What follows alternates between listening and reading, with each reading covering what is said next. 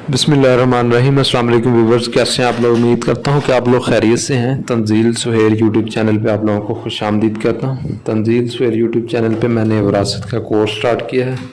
आज हमारी उस कोर्स में 12वीं वीडियो है। 11 वीडियो मैंने अपलोड कर दी हैं, तो आप तंजील सुहेर यूट्यूब चैनल पर जाके देख सकते हैं। तो आज की जो हमारी है वीडियो, उसमें हमने एक ऐसी विरासत निकाली है जिसमें जो मतवफ़ी फ़ौत होने वाला है उसकी 2 बीवियां हैं और दोनों ज़िंदा हैं, दोनों को विरासत जाएगी। तो आज की विरासत हम देखते हैं कि हम किस तरह से निकालते हैं। 2 बीवियां हैं और बाकी नौरीना औलाद है दोनों में से। तो देखते हैं कि ये विरासत हम किस तरह से करते हैं। तो आए हम अब चलते हैं अपने शजरे की तरफ और देखते हैं कि ये विरासत हम किस तरह से करते हैं। जी नाज़रीन, ये मेरे पास है शजरा हस्ब गुफ्ता अली रज़ा यके अज़ वारसान शजरा मरतब किया गया। वारसान में शामिल है रशीदा बीबी, गफूरा बीबी, बेवगान मतवफ़ी की 2 बीवियां हैं। एक है दूसरी मतवफ़ी की 2 बीवियां हैं, एक रशीदा बीबी है, एक गफूरा बीबी है। उसके बाद है अली रज़ा, शाहद, वकार, ज़ुबैर, साजिद, राशिद, रशीद। ये हैं पिसरान मतवफ़ी। ये 7 मतवफ़ी के बेटे हैं। और हमारे पास जो है दुख्तरान उनमें से आ जाती है। सबसे पहले फ़रा, इकरा, सना, राबिया और आयशा, ये दुख्तरान मतवफ़ी हैं। तो इनमें हमने विरासत तकसीम करनी है। तो ये मैंने शजरा मरतब किया है। तो आप शजरा देखें, अली रज़ा मतवफ़ी हाल है।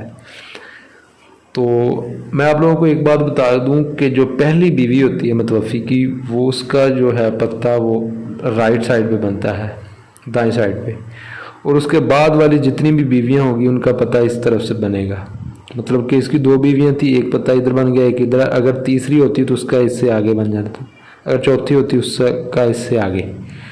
तो ये मेरे पास पहले बीवी है मतवफ़ी की रशीदा बीबी, जो बेवा है, ये ज़िंदा है। इसको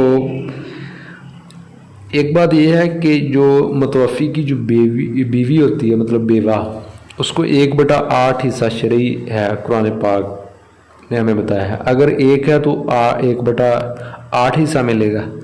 अगर 2 हैं तो उनका 1/16 एक का होगा, 1/16 एक का, मतलब कि दोनों का 1/8 बन जाएगा।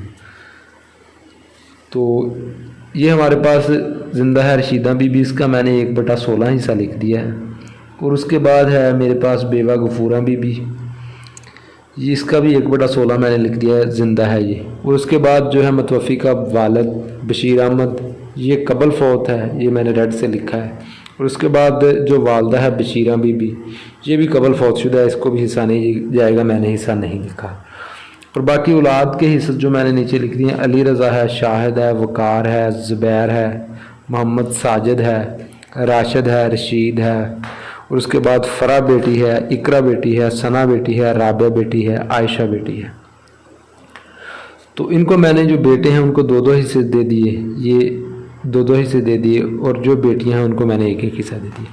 अगर ये हम हिस्से जमा करें, 2 + 4 + 6 + 8 + 10 + 12 + 14 15 16 17 18 19 हिस्से औलाद के बन जाते हैं। और ऊपर जो है बेवगान के जो हिस्सा हैं वो 1/16 इसका है, 1/16 इसका है। तो हम 16 के साथ ज़रब दे देंगे, ये 19 हिस्से को 16 के साथ ज़रब दे देंगे, तो हमारे पास कुल हिस्से बन जाएंगे। तो हम ये करते हैं कि 19 ज़रब हमने कर दिया 16, जी मेरे पास 304 कुल हिस्से बन गए हैं। 304 कुल हिस्से बन गए हैं। तो हमने जो है बेवा का हिस्सा निकालना है सबसे पहले। तो इसको हम 16 पे तकसीम कर देंगे कि तो एक बीवी का हिस्सा निकल आएगा। तो 19 मेरे पास इस बेवा का हिस्सा निकला है, मैंने 19/304 लिख दिया। और 19 ही मेरे पास इस बीवी का हिस्सा निकल आया, 19/304। तो हमने 19 + 19 38 हिस्से जो है वो ऊपर तकसीम कर दे, बाकी हिस्से जो हैं वो औलाद में तकसीम हो जाएंगे। हमारे पास कुल हिस्से से 304 और नफ़ी हमने कर देना है 38।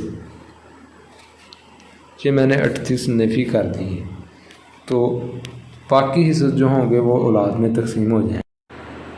बाकी हिस्से जो होंगे वो औलाद में तकसीम कर देंगे। ये मैंने 266 हिस्से औलाद में तकसीम होंगे। औलाद में तकसीम करने का बहुत ही आसान तरीका कि आपने जितने कुल हिस्से थे औलाद के उतने पे तकसीम कर देना है।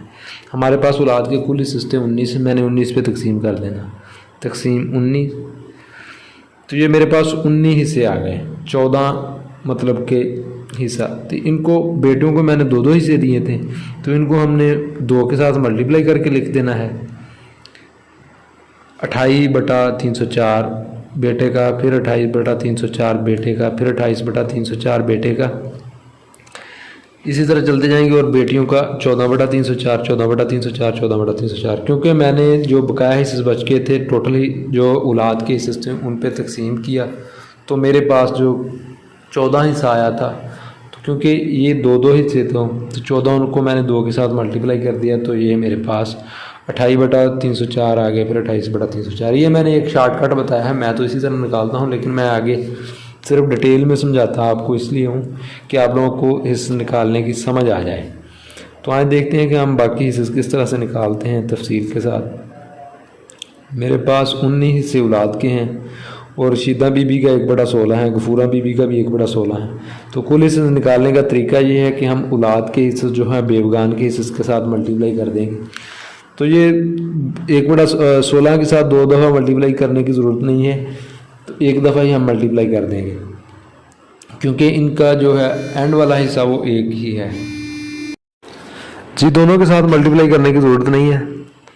तो मैंने 19 मेरे पास औलाद के हिस्से थे और बेवगान के हिस्से थे 16। मैंने 16 के साथ मल्टीप्लाई किया, मेरे पास 304 कुल हिस्से बन गए। तो बेवा का शरई हिस्सा निकालने का आसान तरीका, पहले भी हम हर विरासत में इसी तरह निकालते हैं, बेवा का शरई हिस्सा और कुल हिस्से। यहाँ पे बेवा 2 थी, तो हमने एक बेवा को 1/16, फिर दूसरी बेवा को भी 1/16 दे दिया। तो पहली बेवा का हमने हिस्सा निकाला 1/16 मल्टीप्लाई हमने कर दिया 304 के साथ, मेरे पास 19 हिस्सा आ गया, 19/340। और उसके बाद दूसरी बेवा का भी हमने इस तरह निकाल दिया 19/304।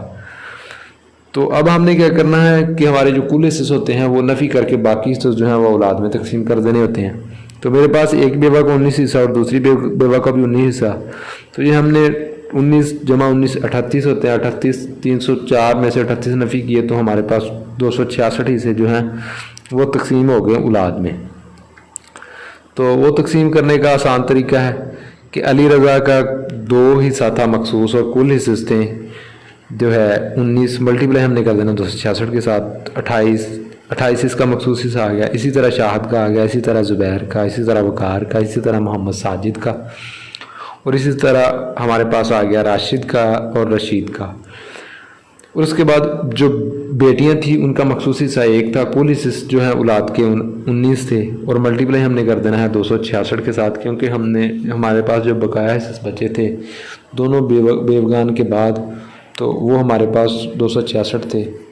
तो ये हमारे पास 14 हिस्सा आ गया, फिर 14 हिस्सा जो अगली सना को आ गया, इकरा को भी 14 हिस्सा, सना को भी 14 हिस्सा, राबिया को भी, आयशा को। तो ये हमने हिस्से की पड़ताल की 14/304, 14/304, फिर उसके बाद सना का हिस्सा, फिर उसके बाद आ जाता है इकरा का हिस्सा, फिर फरा का हिस्सा। फिर हमारे पास बेटे जो हैं, पहले बेटे का हिस्सा, दूसरे का, तीसरे का, चौथे का, पाँचवें का, छठे का और सातवें का। फिर उसके बाद एक बेवा का हिस्सा, दूसरी बेवा का हिस्सा। तो हमने पड़ताल की, देखते हैं कि पड़ताल में हमारे पास हिस्से कुल कितने बन जाते हैं। ये ऊपर वाले हिस्से से हमने जमा कर दिए और नीचे हमने एलसीएम ले लिया 304 तकसीम 304, तो हमारे पास जो है 1 के बराबर आ गया। इसका मतलब है जितने हिस्से कुल थे उतने ही हिस्से तकसीम हो रहे हैं, तो ये हमारे हिस्से बिल्कुल ठीक हैं। तो मुतवफ़ी की जायदाद 1 कनाल है, यानी कि 20 मरला। तो ये विरासत हमने तकसीम करनी है। ये विरासत मुझे मेरे एक दोस्त ने सेंड की है, तो उस पर मैं वीडियो बना रहा हूँ। तो ये मैंने तकसीम करनी है। तो तकसीम करने का हमारे पास आसान तरीका है कि बेवा और उसका मखसूस हिस्सा है। रकबा निकालने का तरीका है मखसूस हिस्सा कुल हिस्से मल्टीप्लाई बाय रकबा। हमारे पास मखसूस हिस्सा बेवा का है 19 और तकसीम कर देना है हमने कुल हिस्से 304 पे, और जो हमारे पास रकबा है वो 20 मरले हैं, 20 के साथ मल्टीप्लाई कर देंगे तो हमारे पास जो आंसर आएगा वो हम आगे मरले में लिख देंगे, जो बकाया बचेगा वो हम फुट में लिख देंगे। तो इसी तरह दूसरी बेवा का हिस्सा निकाल लेंगे। इसी तरह हम जो है दूसरी बेवा का हिस्सा निकाल लेंगे। फिर उसके बाद जो है औलाद उसके हिस्से से निकाल लेंगे। औलाद के हिस्से से भी इसी तरह निकालेंगे। 28 तकसीम 304 मल्टीप्लाई 20 जो हमारे पास आ जाएगा वो मरला जो इशारे के बाद आ जाएगा उसको हम 272.25 के साथ मल्टीप्लाई करेंगे, ये हमारे पास फुट आ जाएंगे। तो इसी तरह हमने वकार का हिस्सा निकाल लेना, ज़ुबैर का, मोहम्मद साजिद का, राशिद का, रशीद का। फिर उसके बाद हमारे पास जो मतवफ़ी की बेटियाँ हैं उनके हिस्से निकाल लेने। तो उनका मतवफ़ी की बेटियाँ हैं 14/304 मल्टीप्लाई हमने कर देना है 20 के साथ। तो ये हमारे पास उनके मरले नहीं हैं, फुट्टी हैं। जो इशारिये में आएगा उसको हम 272.25 के साथ मल्टीप्लाई कर देंगे। तो ये मेरे पास रकबा फ़र्क आ जाएगा इकरा का, सना का, फिर राबिया का, फिर आयशा का। तो जब मैंने रकबा निकाल लिया, रकबा निकालने के बाद ये जो फुट आए हैं ये मैंने तमाम फुट आपस में जमा कर लिए। तो मेरे पास जो है 2994.75 फुट आ गए हैं। तो बाकी जो मेरे पास मरले थे वो मरले मैंने जमा किए सारे, तो वो मेरे पास 9 मरले आ गए। तो जब हम 2994.75 को हम तकसीम करेंगे 272.25 के साथ तो ये मेरे पास मरले आ जाएगी। ये मैंने 2994.75 मैंने तकसीम कर देना है मरले पे, ताकि मरले निकालने के लिए 272.25 तो ये मेरे पास 11 मरले आ जाते हैं। 11 मरले जो फुट में है रकबा हमारा वो है, 9 मरले हमारे पास आगे मरले में है। तो जब हम इन दोनों को जमा करेंगे तो 20 मरले हो गए जाएंगे। तो 20 मरले को हम एक कनाल की जगह लिख देंगे। तो ये हमारी आज की विरासत थी, तो मैंने आपके साथ सामने निकाल दी है। तो मैं असल में हर एक का जो है मल्टीप्लाई करके आपको नहीं दिखाता, क्योंकि हमारे पास टाइम नहीं इतना होता, फिर बहुत ज़्यादा लंबी वीडियो हो जाती है। फिर लोग ज़्यादातर कहते हैं कि इतनी लंबी वीडियो देखने को दिल नहीं करता, तो इसलिए मैं शॉर्ट कर रहा हूँ। क्योंकि पहली जो हमारी विरासतें हैं उनमें मैंने ये निकाल के दिखाया है। तो अगर आप पहली विरासत से देख रहे हैं तो आपको निकालना ये रकबा आ जाएगा। और वैसे भी आपने जो जिस तरह से लिखा है इसी तरह से मल्टीप्लाई करना है तो आपके सामने रकबा आ जाएगा। तो आज की जो हमारी विरासत थी वो भी हमने कंप्लीट निकाल ली है। तो ये मेरा तंजील सुहेल के नाम से यूट्यूब चैनल है। आप लोगों से दरख्वास्त है कि मेरा Tanzeel Suhail YouTube channel subscribe कर दें और बेल आइकॉन पे क्लिक कर दें, ताकि मज़ीद इस तरह की वीडियो आपको मिलती रहेंगी। तकरीबन विरासत का कोर्स हमारा कंप्लीट हो गया है। इसमें मैंने मैक्सिमम जो विरासतें हैं वो कवर कर दी हैं।